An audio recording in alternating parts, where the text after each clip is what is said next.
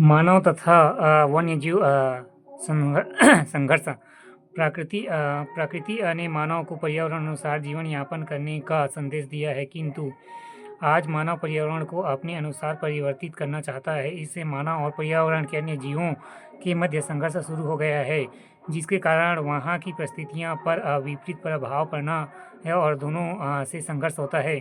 अंततः किसी भी प्रदेश की परिस्थिति का जो प्रभाव वहाँ के मनुष्यों में रहन सहन, आचार विचार, उद्योग एवं सभ्यता, संस्कृति, पेड़ पौधे आदि पर पड़ता है, उसके विपरीत आचरण करने में पर्यावरण प्रदूषण उत्पन्न होता है। जैव विविधता को मानव प्रदत्त इन खतरों के अतिरिक्त कुछ प्राकृतिक खतरे भी हैं। पहला, बाढ़, सूखा एवं भूकंप, फूड एवं ड्राउट ऑफ अर्थक्वेक्स।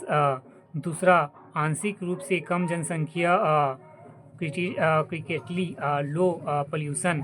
तीसरा, रोग, डिसीजेस। चौथा, पॉलिनेटर्स की कमी, लॉक ऑफ पॉलिनेटर्स। पांचवा, एरोटिक स्पीसीज का आगमन। छठवां, वायु एवं जल प्रदूषण, एयर एंड वाटर पोल्यूशन। सातवां, नगरीकरण एवं औद्योगिकरण के कारण वनों का विनाश।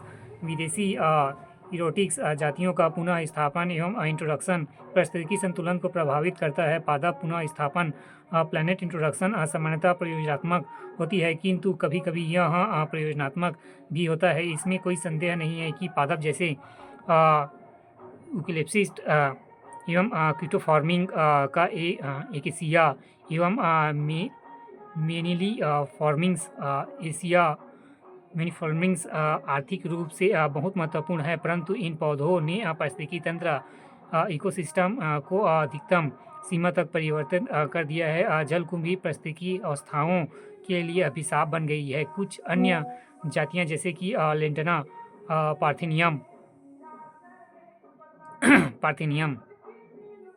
आदि को भी पुनः स्थापित किया गया है। ये बहुत तेजी से फैले और अन्य प्रजातियों के विलुप्त होने के कारण बन रहे हैं। इसी प्रकार कुछ चुनिंदा सेलेक्टिव फसल किस्में, क्रॉप वेराइटीज का प्रयोग के कारण प्राकृतिक विविधता, नेचुरल डाइवर्सिटी में कमी आई है।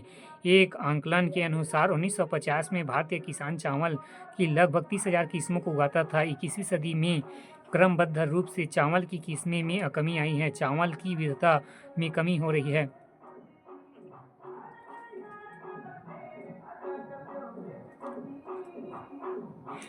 1.10 भारत की संकटपन्न एवं अस्थायी जातियाँ।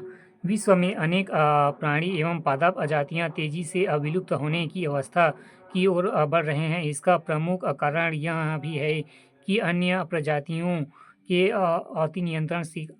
अनियंत्रित शिकार तो सभी जगह रोका दिया गया है एवं शहरीकरण, औद्योगिकरण एवं स्थानांतरित कृषि के लिए वनों का विनाश अभी जारी है। भारत में botanical survey of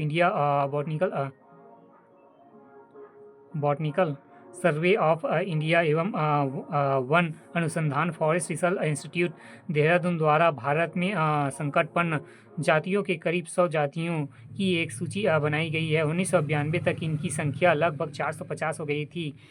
IUCN international Unix for conversion and natural ने संकटपन्न जातियों के लिए रेड डाटा बुक का निर्माण किया है। ये हमेशा आता है, रेड डाटा बुक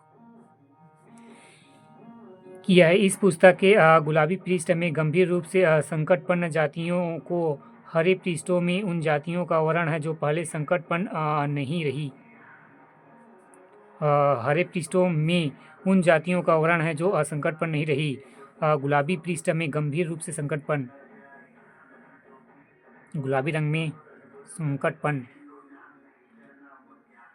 जातियों को संकटग्रस्त तब माना जाता है जब उसके सदस्य इतने कम या प्राकृतिक आवास स्थल इतना छोटा हो जाए कि अगर उसे विशेष संरक्षण नहीं दिया गया हो तो विलुप्त इथनेट्स की श्रेणी में आ जाएगी। इसे संकटपन्न इंटीग्रेटेड अवस्था कहते हैं। भारत में संकटपन्न श्रेणियाँ के नाम।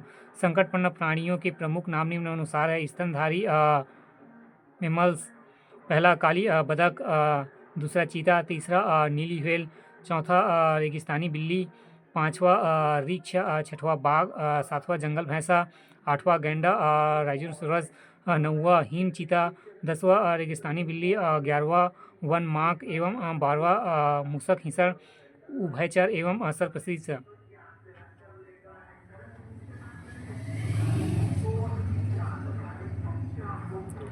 घड़ियाल, पीली पानीटर छिपकली, तीसरा मगरमच्छ, चौथा टर्टल, पाँचवा अजगर पक्षी, बाज, मोर, पर्वत बटेर एवं सारंग एवं तीतर।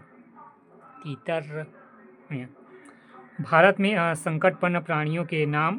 संकटपन्न प्राणियों के प्रमुख नाम निम्न अनुसार है। स्तनधारी काला बदक पहला, दूसरा चीता, तीसरा नीली व्हेल, चौथा रेगिस्तानी बिल्ली, पाँचवा रीछ, छठवां बाघ, सातवां जंगली भैंसा, आठवां गैंडा, राइनोसोरस, नौवां हिम चीता, 10वां रेगिस्तानी बिल्ली, 11वां वन मॉक एवं 12वां मूसक हिरण, उभयचर एवं सर्पशीर्ष। घड़ियाल, दूसरा पीली पानीटर छिपकली, तीसरा मगरमच्छ, चौथा टर्टल, पाँचवा अजगर।